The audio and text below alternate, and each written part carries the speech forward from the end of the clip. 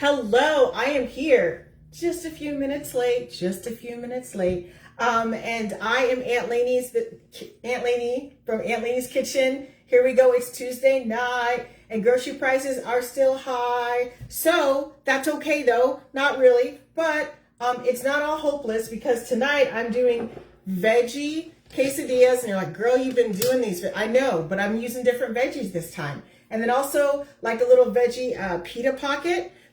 So it's so funny. I've been looking for pita pockets all over the city, and I seem to recall years ago, back in my day, they had the little small pita pockets, and you kind of cut them at the tip and then stuff things in there. I can't find those. I've been looking online. I've been on a quest, and then I realized, because I make pizzas, I was like, you know what? I think I've got like the pitas that make pockets, but like they're bigger, so I just cut them into fourths. And that's what you do right now, especially right now, you just make it work. So the vegetables that I use this time, sometimes I've used carrots with garlic, and then I think once I used some celery, like I did the celery with the garlic and the onion. This time I mixed them together, and I went to the store and I got some taco mix. What I've got in here, I've got celery, carrots, red onions, and I think I seasoned this with the taco mix, also with some cilantro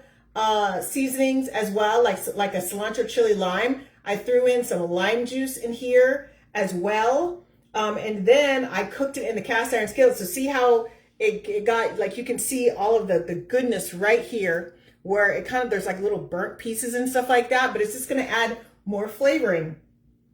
Now I was debating, I was like, you know what? I've got that food processor, the snazzy one that I got for like 20 bucks, little mini one. I was like, I should do that. I'm like, you know what? No, the hardiness is right here. So I'm gonna not do that. But what I am going to do is add cheese. So I have some, so this is like some Swiss cheese here and a little feta right here for the pita pockets. And again, I'm just doing a little bit because right now, realistically, we're all trying to cut back in some way. And I know some of the people watching me, some of the people are experiencing, a little bit of hardship. And so I want to cook realistically for them. And what it is right now, people are just trying to, cut down wherever they can at this point. And so that means that maybe you don't get as much cheese on your quesadilla, because cheese is kind of going up, or as much feta on there, but just like a hint. I feel like if you, and going back to the grandma wisdom of 1985, my dad's mom, my paternal grandmother, to make things stretch and to make them really good, you just add like maybe a little bit of cheese sometimes if you got to cook for, more people, if you got extra gas, you just kind of like make it work, because they didn't have DoorDash back then. They just had like get in your car and go.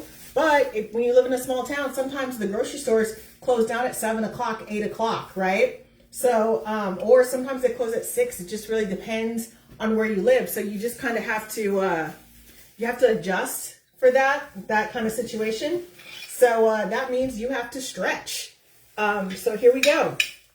Speaking of stretching, what I'm going to do is the first thing I'm going to do is I'm going to kind of like fill the tortilla here. I just did 2 tortillas because I'm going to cut them in half. And then I did like 1 pita pocket, because again, for a lot of people, that's the reality, okay? No more like doing these multiple, tortillas where everybody gets as many tortillas as they want. We're on a budget right now, so we got to kind of act accordingly. And of course, I got my best friend here, my panini maker, right here. I'm just trying to get that more into frame. Got my bestie right there, and I'm going to go ahead and unplug it because it might take me a little bit longer to kind of plate these up. So here we go. I'm just getting all caught up in here. Okay, here we go. I'm going to start off with the tortillas here. I'm going to move these pita pockets out of the way.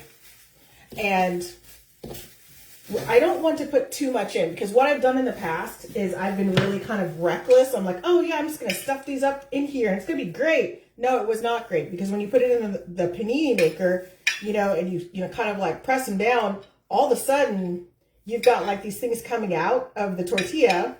Okay, that looks to be enough here. Now again, everybody does this differently. You got to measure with your heart. Maybe you don't care. Maybe you're going to do this number right here and just put the tortilla on top. I don't do it like that. I like to fold them in half So then I'm going to take a little bit of this cheese and, you know, I would say, oh, here, like, you know, use this amount, whatever, use what you can use. That's kind of where we're at right now with everything. Use what you can use. So I'm going to move this out of the way, and I'm kind of tucking this in here, and then I'm going to kind of smash this down as evenly as I can. Put my weight on that a little bit.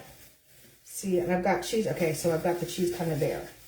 Okay, and see, some of it's still sticking out, but that's okay. That's okay. There we go. So that way we don't lose cheese on the grill. I'm trying to make sure, like, to have like a waste-free kind of thing here. Okay, so now we've got more right here, and this looks like a little bit of a smaller tortilla, so we're just gonna kind of do this. Now listen, everybody likes to do it differently with the cheese. I'm just topping it here. I don't have a preference. I know that, you know, my mom, you know, back in the day, she liked to put cheese on both sides, okay? She loved cheese, so. But I think that if she were here today, she probably would tell me, well, you know, you got to make it stretch, then you have to make some sacrifices here. So, like that. And then again, we're just going to make sure, I just want to make sure that this gets kind of pressed down properly. Press this down properly.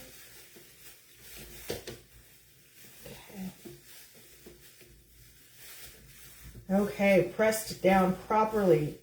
Okay, now, let's see here. Now, what are the options of, you know, what to serve with like your tortillas? Of course, you could put these over a bed of rice. You could put them over, you know what? You could put them over a bed of chopped lettuce as well. Maybe throw in some like seasonings as far as, like, you know, maybe some cheese, like some cheddar cheese a little bit, like sprinkle a little bit on top of there. Maybe a couple fresh cut tomatoes, kind of doing it like that. Because I don't always like to put like the lettuce inside of the tortillas, but I am totally fine in making a bed of doing a bed of lettuce, like a little salad thing, maybe a little pico de gallo on there, and then doing it that way. So see, what I did here was I cut these into fourths.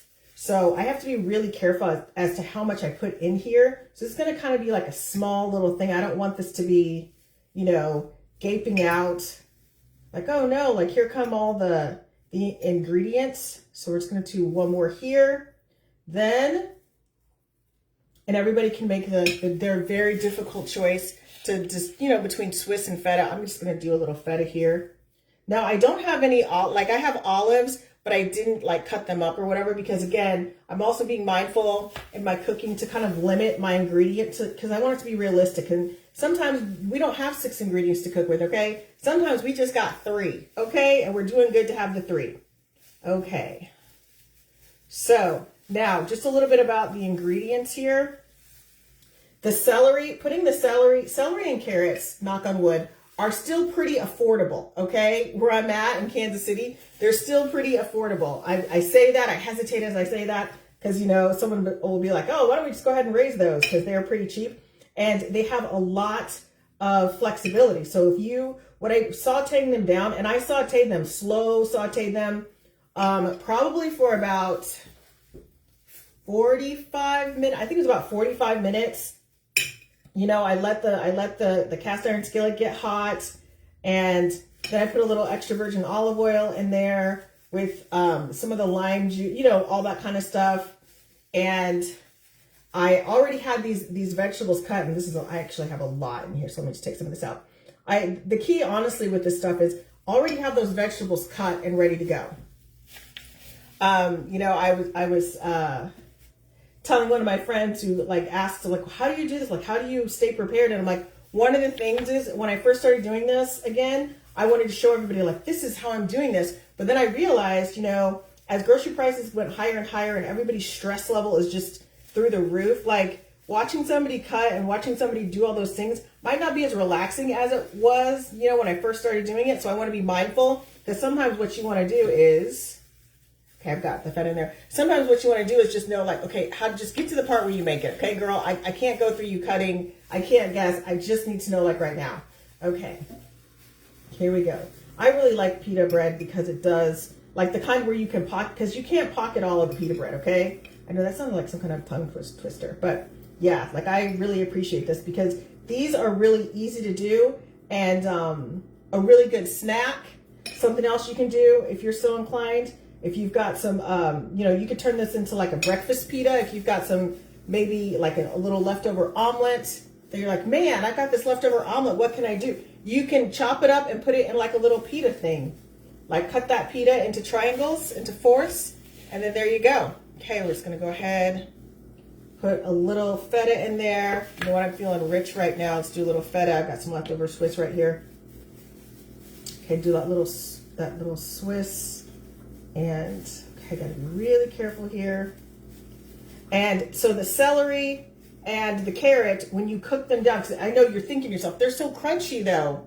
Hello, Jen. The celery's so crunchy. How does it cook down? 45 minutes. Put it on like a medium to low. I think it's like low to medium, and make sure it's well seasoned because. And I did, of course. I always try things, you know, before I cook on like the ingredients like this. So it actually tastes pretty savory, and that's the key. If you don't have, you know, any meat around, and you're like, oh my gosh, I really do like meat. I really, you know, maybe you don't have the budget. Maybe you just don't have it. Like the meat in your house and it's late. Just the key is always this, the texture, right? You want it to have kind of like a nice texture, like a texture that's tender, like a tender texture, but also you want it to be well seasoned and you want to use it with the right ingredients as well.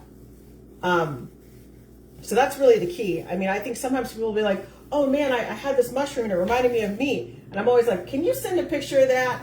Because I want to see what that, you know, what that looks like so I can learn. But really the key is really just thinking about the savory seasoning, thinking about like the texture, and also the other ingredients that you are using with it. Okay, so this is my final pita. I still have some cheese left over, but that's okay. Anytime you have some cheese left over, and I actually got rid of the package because I just knew I was going to use all the Swiss. That's what I can do is when I take the picture, I'll chop all this up and I'll just kind of like maybe drizzle it on top of this. Now it is time for my best friend, the panini press. Now, if you don't have a panini press, that is okay. I'm not judging you on that.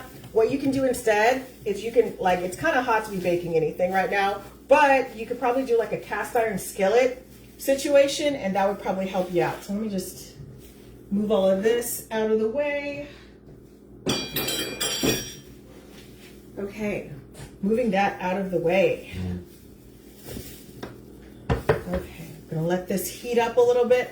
This panini maker has seen some action today. I did some grilled wheat bread with some sliced, kind of like I had block cheese, sliced that up. I had some pepperoni. So it was really good. I had this nice little impromptu charcuterie board earlier today. Okay, let's see here. Put this together.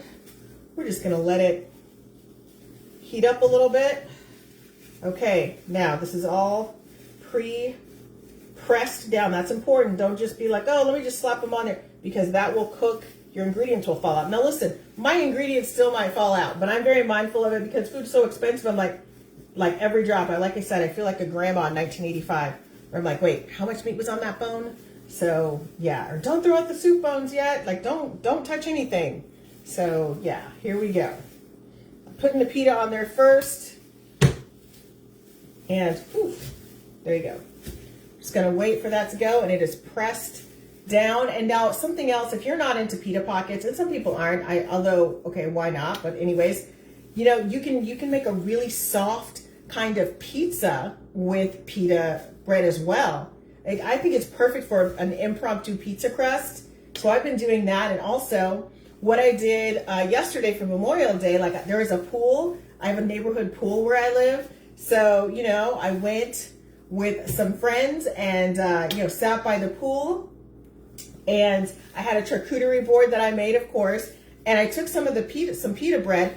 I you know, put both like loaves on the panini press, and then, you know, once it was all grilled up, I cut them into like, you know, slices, like I was slicing like pizza or whatever, and we just ate on those, and it was so good. And I seasoned them with Italian seasoning. So good, so simple to do. And again, if I didn't have pita bread, I would just do that with wheat bread. And then probably make like an oil, like an extra virgin olive oil kind of dipping sauce. And again, like you can usually make some really good dipping sauces from things you already have. Throw in a little of that powdered Parmesan, because I am from Topeka. I mean, I was raised in Topeka, so you know I really rock with that powdered Parmesan. And then maybe some Italian seasoning or like a little bit of basil.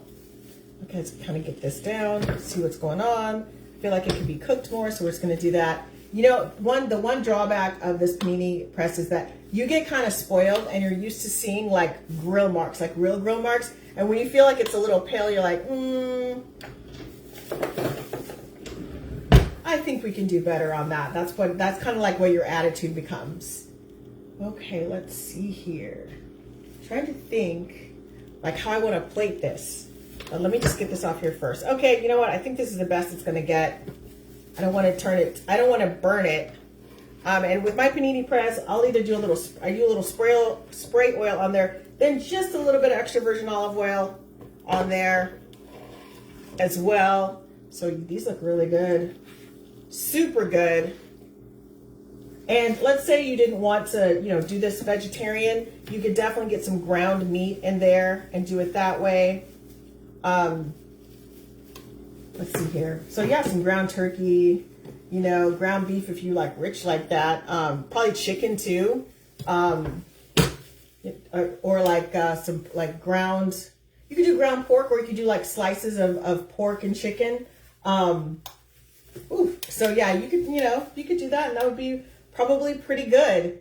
To add them in with like a little bit of cheese, maybe like some onions in there. Like I'm trying to get better again at 3 ingredient cooking, because I know a lot of people have had to drop down to that. So I kind of want to support that, you know, just kind of help people, help people be able to do that without feeling like, oh my gosh, I feel like Oliver Twist right now.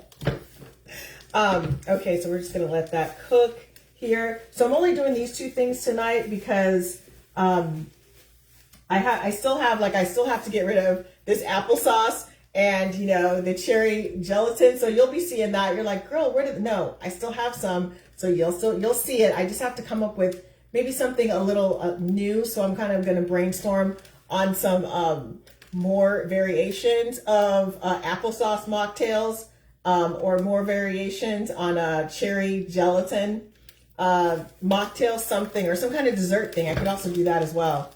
See here, I was kind of thinking of doing like maybe mashing up that cherry vanilla gelatin, like really mashing it up, and then kind of like throwing a little bit of whipped cream on there for all you 1980s kids. You know what time it is with that. Or just like kind of mashing it up and maybe, trying to think, like mashing it up, whipped cream. There's something else we used to do with that as well. Like maybe throw some fruit in there, like fruit, mix it up with some fruit.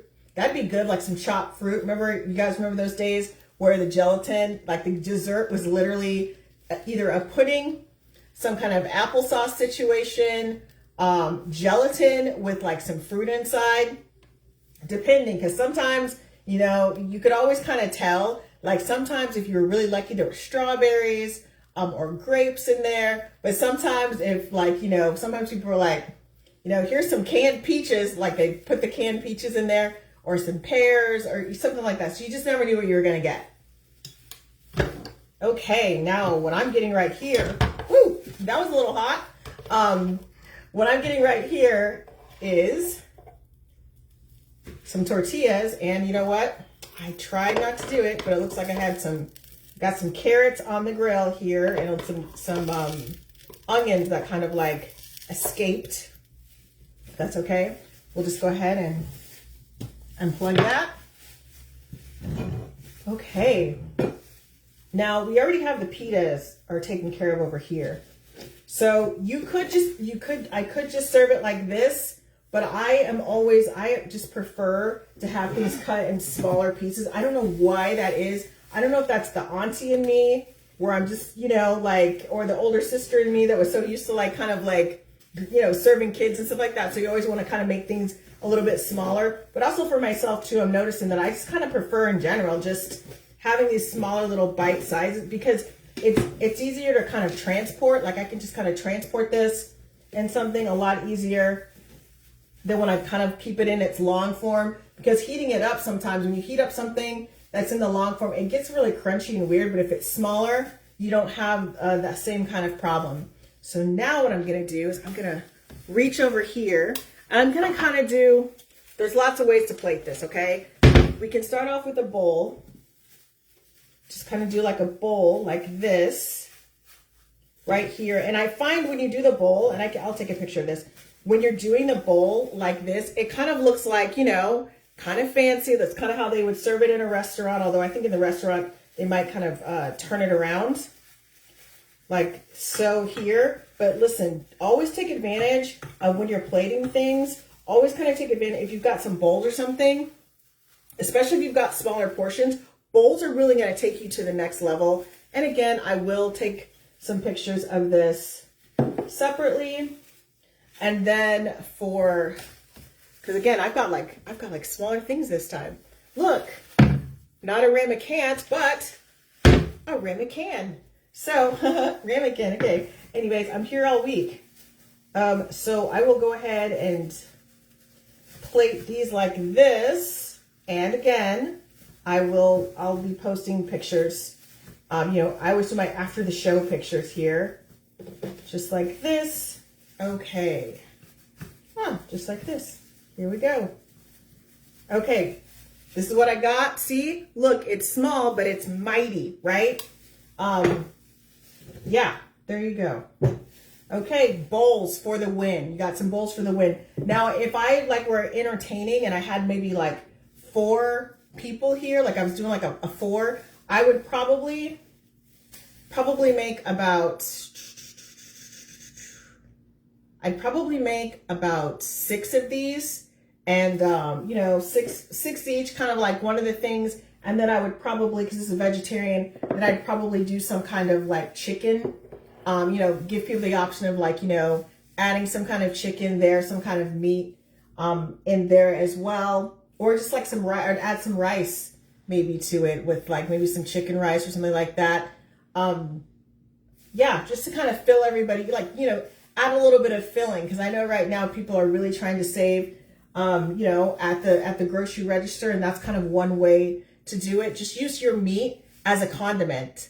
Instead of like doing a huge old slab of chicken, like, oh my gosh, I have to feed 4 people, I only have this one chicken breast. You can do it, okay? You're just gonna, you know, you're gonna chop it, you're gonna shred it, you're gonna do something like that, and then, you know, kind of give everybody like, you know, their little kind of condiment, like bowl or like little dish worth of chicken. That's just kind of how it has to go, you know, with rice to kind of fill people up. Or like I said, the tortillas, you could probably, if you didn't have all these veggies or didn't know how to cook them, you could probably just do some straight quesadillas, season them a little bit, and then there you go. Okay, on that note, you guys can find me at AuntLanie'sKitchen.com. I'm working on, you know, keeping it updated.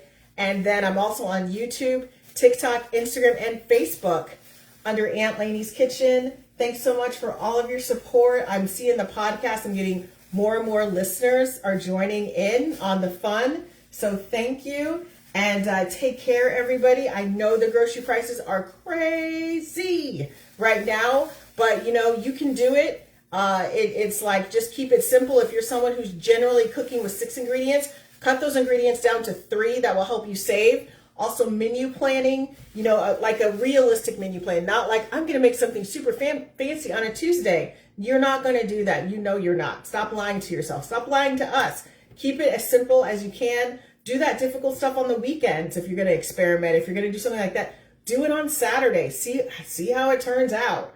Okay, on that note, I'm off my soapbox and headed to clean the kitchen. And I will see you here next week, and I'll be posting soon. I'll be posting my Aunt Lanie's Kitchen podcast soon as well. Okay, take care, and I'll talk to you later. Bye.